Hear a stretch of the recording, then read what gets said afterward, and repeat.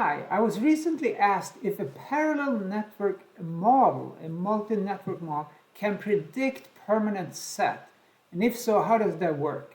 So today I'm going to show you that the parallel network model, like the TNV model from the PolyUMod library, can predict permanent set. I will also show you which of the material parameters control the amount of permanent set you see from such a model. So to do this, I will start by showing some experimental data that I have for a polypropylene.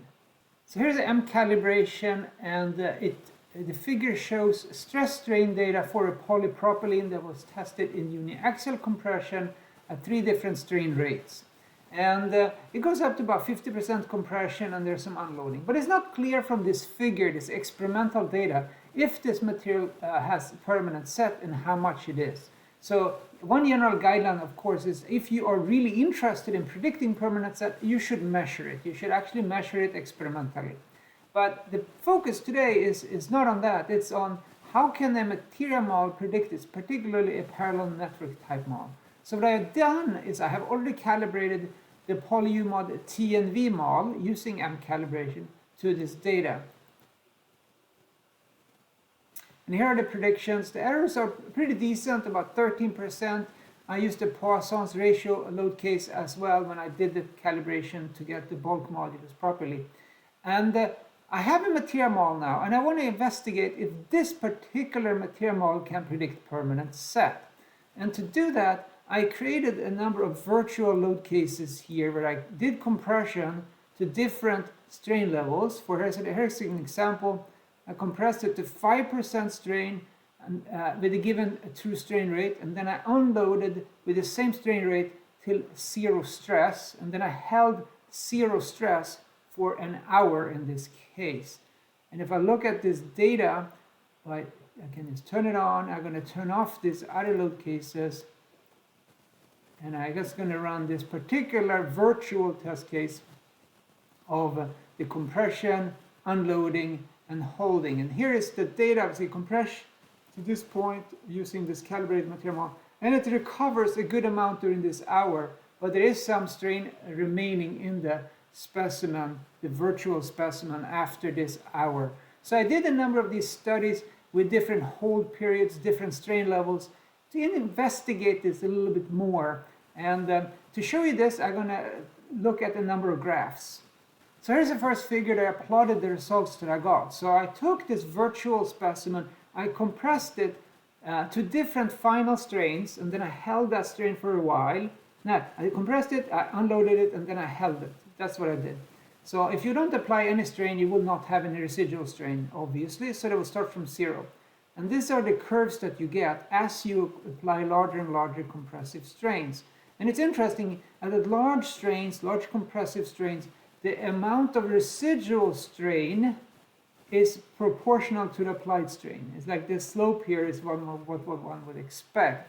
But there is a transition region pretty early on where that you have to apply more strain in order to accelerate this residual strain that accumulates in the material.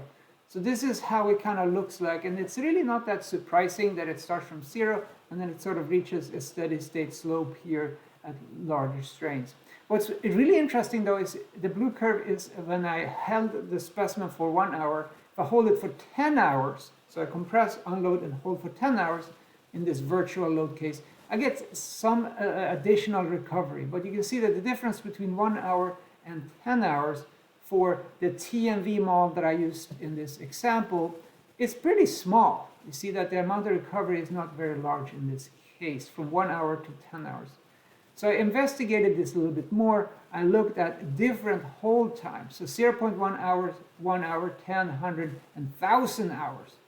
So I compressed it to 10%, I unloaded it, and this is the amount of residual strain that you see as a function of time. And this is a logarithmic time scale.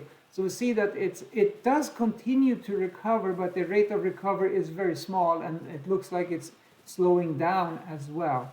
So will this recover all the way? No, not really for practical purposes. There's a huge difference here, and if you were to extrapolate to the right, you have to extrapolate to some incredibly long times to even get to 2% residual strain here, even if it even going to do that.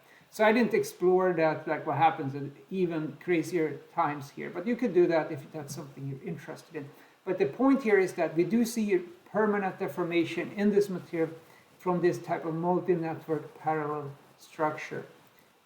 What I then did was I wanted to find out which of the parameters in the TNV model that I calibrated are influencing the residual strain the most. I've talked about in some of my other videos which parameter control the Young's modulus, the yield stress, and things like that. But how about the residual strain? And here's a graph that tries to address this. So I changed some of these parameters one at a time, and I looked at how much influence that causes the residual strain prediction. So in this case, I applied a 10% compression, and I unloaded it, and I looked at some of these parameters. So let's take a look at the first one here, this one that's called NAT1 C10. So this is the Yo hyperelastic parameter C10, basically the stiffness of the first network in the parallel structure. And it's very close to 0. So as one would expect, changing the stiffness of that first equilibrium network response has very little influence on the residual strain in the specimen. So that's no surprise. The one that has the biggest influence is this one over here. So this is network 3 that controls the large strain response after yielding, sort of beyond the onset of yielding. And we'll see that it's a negative value. So that means that if you reduce the tau hat 3 of that network 3, you will increase the residual strain. And there was written here is a 1% change in tau hat of network 3 causes a 1.5% change of the residual strain. So that's why, because this is larger than 100% here. So tweaking tau hat 3 will allow you to tweak the amount of permanent residual strain that your prediction will have. And that's perhaps not so surprising that tau hat, which is it's sort of the flow resistance at larger, beyond sort of yielding or viscoplastic flow is one of the key factors in predicting the residual strain.